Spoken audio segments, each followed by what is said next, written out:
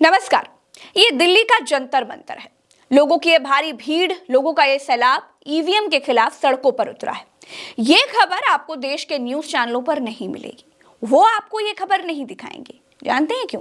क्योंकि ये खबर बीजेपी को सूट नहीं करती है, और जो चीज बीजेपी को सूट नहीं करती है, देश का मीडिया उस खबर को खा जाता है। और आप देखिए, मैं कैमरा पर्सन से रिक्वेस्ट करूंगी, जंतर मंतर इस वक्त खचाखच भरा हुआ है। महिलाओं की संख्या भी देखने को मिलेगी चारों तरफ। अगर मैं कैमरा मैन से रिक्वेस्ट करूंगी कि वो अगर आपको चारों तरफ का एक बार माहौल दिखा दे, तो हम अंदाजा लगा सकते हैं कि इस बार ईवीएम को हटाने के लिए जागरूकता किस हद तक बढ़ गई है। इलेक्ट्रॉनिक वोटिंग मशीन यानी ईवीएम के विरोध में बुधवार को जंतर मंतर पर भारत मुक्ति मोर्चा, राष्ट्रीय किसान मोर्चा, बहुजन मुक्ति मोर्चा पार्टी समेत 22 संगठनों ने प्रदर्शन किया। प्रदर्शनकारी उत्तर प्रदेश, हरियाणा, पंजाब, दिल्ली, राजस्थान, बिहार समेत कई दूसरे राज्यों से हाथों में ईवीएम हटाओ का बैनर लेकर के जंतर मंतर पहुंचे थे।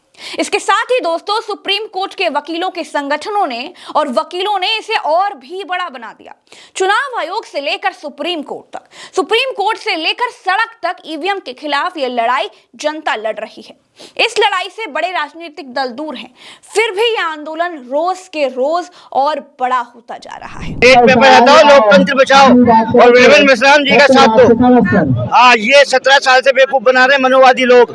10% लोग, 80% दलित, पिछड़ा जाट गुजरों को बेवकूफ बना रहे हैं। हम कह रहे थे 17 साल से, लोग नहीं मानने थे। जितने भी ये जो है सब ईवीएम की सरकारें हैं, ये इनको भगाओ, ईवीएम को भगाओ, लोकतंत्र को बचाओ, संविधान को बचाओ। हमारा अंतिम लक्ष्य है संविधान को बचाना, देश को बचाना। और संविधान को बचाने के लिए हम कोई भी हद पार कर सकते हैं, बाउंड्री पार कर सकते हैं। अगर चुनाव आयोग ईवीएम मशीन को नहीं हटाया, पारदर्शी मुक्त निष्पक्ष चुनाव नहीं कराया, तो हम लोग हर बूथ 15 लाख बूथों पर ईवीएम को तोड़ेंगे, छोड़ेंगे नहीं, तोड़ेंगे। क्योंकि हमारा अंतिम लक्ष्य है संविधान को बचाना।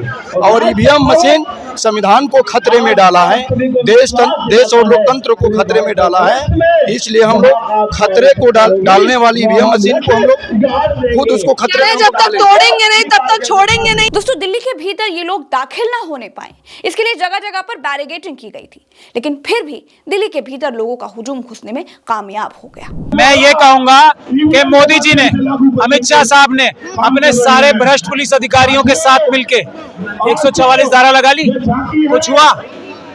हर एक बॉर्डर पे, दिल्ली के हर एक बॉर्डर पे हजारों पुलिस वाले हमारे लोगों को रोक रहे हैं। कुछ हुआ? इतने रोकने के बाद लाखों लोग यहाँ पर हैं। मोदी जी इस बात को समझ ले, इस बार उनकी गेम ओवर। ईवीएम से चुनाव नहीं हो रहे हैं। मोदी जी खुद का इलेक्शन भी नहीं जीत पाएंगे।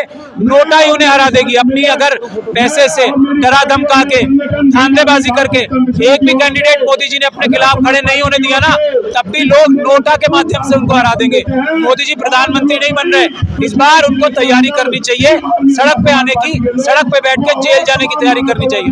आप कह रहे हैं जेल जाना, और आप खुला चैलेंज कर रहे हैं बकायदा बीजेपी सरकार को। अडानी जी के साथ जेल नहीं जाएंगे। अडानी जी जेल जाएंगे ना? लाखों करोड़ रुपए देश के गरीब जनता के चुरा लिए अडानी जी। अडानी जी ने किसके माध्यम से? अमित शाह और मोदी जी के माध्यम से। जब अडानी जी जेल जाएंगे तो पीछे पीछे मोदी जी और अमित शाह भी तो जाएंगे। ये सच्चाई है देश की, इसको जितनी जल्दी समझ ले उतना अच्छा है। आगे की रणनीतियाँ क्या है? एक चुनाव के दफ्तर पे ताला लगा देंगे। देश की जनता ताला लगा देगी। चुनाव आयोग के जिस दफ्तर पे, जो सेंट्रल दफ्तर है, जो राष्ट्रीय दफ्तर है, एक डिस्ट्रिक्ट के ऑफिस में ताला लगा देगी देश की जनता। एक रिटर्निंग ऑफिसर के दफ्तर पे ताला लगा देगी। एक गोडाउन जहां पे ईवीएम मशीन है, वहां ताला लगा देंगे हम। एक भी ईवीएम से चुनाव नहीं होने देंगे। ईवीएम मशीन भूल जाए मोदी जी, नोटा से हारने की तैयारी करें। नोटा से हारेंगे मोदी। लोगों का कहना है कि चुनाव आयोग एडवांस तकनीक की दुहाई दे करके ईवीएम हैक न होने की बात कहता है, लेकिन अमेरिका और यूरोप ने ईवीएम को स्वीकार क्यों नहीं किया है? देश में मुक्त, निष्पक्ष और पारदर्शी चुनाव के लिए 2024 के लोकसभा चुनाव से पहले ईवीएम को हटाकर चुनाव बैलेट पेपर से होने चाहिए। ईवीएम से कोई भी चुनाव निष्पक्ष और पारदर्शी नहीं हो सकता है, ये इन लोगों का कहना है। तोड़ेंगे ईवीएम को 2024 में। अब ईवीएम को हटा कर ही रहेंगे। यदि हम लोगों को सड़क जाम ही नहीं, संसद जाम तो करने आए ही हैं, गांव जाम करना।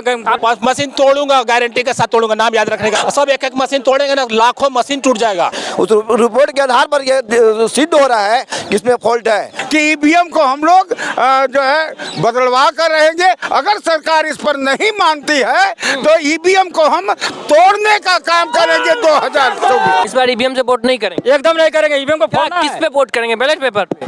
बैलेट पेपर हमको चाहिए, चाहे जिस भी माध्यम से बैलेट पेपर ही चाहिए। क्या कह रहे हैं आप? बैलेट पेपर ही चाहिए। कोई भी डेवलप कंट्री, अमेरिका, रसिया, जापान, फ्रांस, कहीं पे इलेक्ट्रॉनिक वोटिंग मशीन का इस्तेमाल नहीं किया जाता। दोस्तों, जंतर मंतर पर इस आंदोलन को हमारी रिपोर्टर सहयोगी ज्योति यादव और अभिनव ने कवर किया है। वहां हो रही एक एक हलचल को और वहां के लोगों के विचारों को हम तक लखनऊ पहुंचाया है। वकीलों ने सरकार को चेतावनी भी दी है कि जब तक ईवीएम हटाकर बैलेट पेपर पर चुनाव नहीं कराए जाते, तब तक यह आंदोलन समय समय पर जारी रहेगा। सड़क से लेकर सुप्रीम कोर्ट तक और चुनाव आयोग तक ये लड़ाई जारी रहेगी। दोस्तों, आज की तारीख में चुनाव प्रक्रियाओं से लोगों का भरोसा उठता जा रहा है। चंडीगढ़ में मेयर के इलेक्शन में 20 वोटों वाला कांग्रेस और आम आदमी पार्टी का गठबंधन चुनाव हार गया और 16 सीटों वाली बीजेपी जीत गई। अगर चुनाव आयोग के होते दिन दहाड़े बैलेट पेपर पर इतनी बड़ी धांधली हो सकती है, तो फिर उस ईवीएम में क्या होता होगा जिसके वोट किसी को दिखाई नहीं देते। इसी चिंता की वजह से लोग सड़कों पर उतरने लगे। ये पहली बार है दोस्तों जब ईवीएम के खिलाफ सुप्रीम कोर्ट के वकील सड़कों पर उतरकर सरकार के खिलाफ मोर्चा खोल रहे हैं। फिलहाल इस वीडियो में इतना ही। चलते हैं, नमस्कार। चैनल को सब्सक्राइब जरूर कीजिएगा। राम राम, दुआ सलाम, जय हिंद।